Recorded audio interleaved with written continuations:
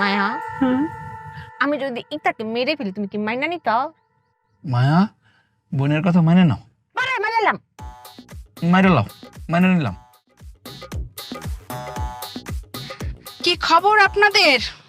কি করছেন এখানে বসে? এই যে আইসে মাস্টারনি কইতাম না কুফা মুটকি কাকি। মায়া ইলা লাগে যখনই দেখা হয়েছে খালি বাসন দেয় আর কুফা লাগে আমরা কাজে। বুঝতে পেরেছি, আপনাদের ইনকামের কোনো সুবিধা হয়নি না, মানে চুরি করেও কোনো সুবিধা করতে পারেননি, বাটপারি করেও কোনো সুবিধা করতে পারেননি, তাই তো? আচ্ছা অত তো খবর আপনি কেমন জান নাই? না মানে আসলে হয়েছে কি, আমি পেছন থেকে আস্তে আস্তে আপনাদের কথা শুনছিলাম।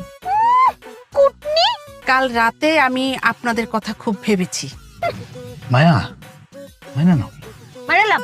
আরে কি মেনে নিবে? আমি তো আমার ভাবনার কথা এখনো বলতেই পারলাম না। ওইটাই তো যা বলতে চাইতেছেন ওইটাই মানে নিতে কইছি। তোরে কইন আমি ভেবে দেখলাম আপনারা তিনজনই মানে ব্যাককুল না, খুব সহজ সরল মানুষ। এটা ভালো বলেছি। আমাদের সমাজের মানুষ আসলে যারা সহজ সরল ভালো মানুষ তাদেরকে ব্যাককুলই মনে করে, আর যারা অসৎ খারাপ তাদেরকে খুব চালাক ভাবে। মুটকি কাকি এত ভাষণ না দিয়ে বুঝিয়ে কই। মানে আমি আপনাদের সাথে যখন আমার প্রথম দেখা হয়েছিল তখন থেকে আমি আপনাদের বারবার একটা কথাই বলছিলাম, আপনারা মনে হয় আমার কথাটা ভালো করে শোনেননি।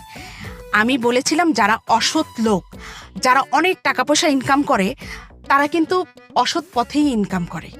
মাস্টারনি এটা কি কইলা? কোন পথ? আমি জানি না। আমি তো বাপের বাড়ির ফত চিনি, স্বামীর বাড়ির ফত চিনি, আত্মীয় স্বজন যারা আছে সবার বাড়ির ফত চিনি, কিন্তু আপনি যে ফতটার কথা কইলেন অসৎ ফত, এটা তো কোনোদিন দেখছি না গো, জানিও না চিনিও না। এই অসৎ ফতে বুঝি করে বস্তা বস্তা টেহা ফুরে থাকে। আমরা চিনাই দিন না, আমি করে টেহা আনবাম।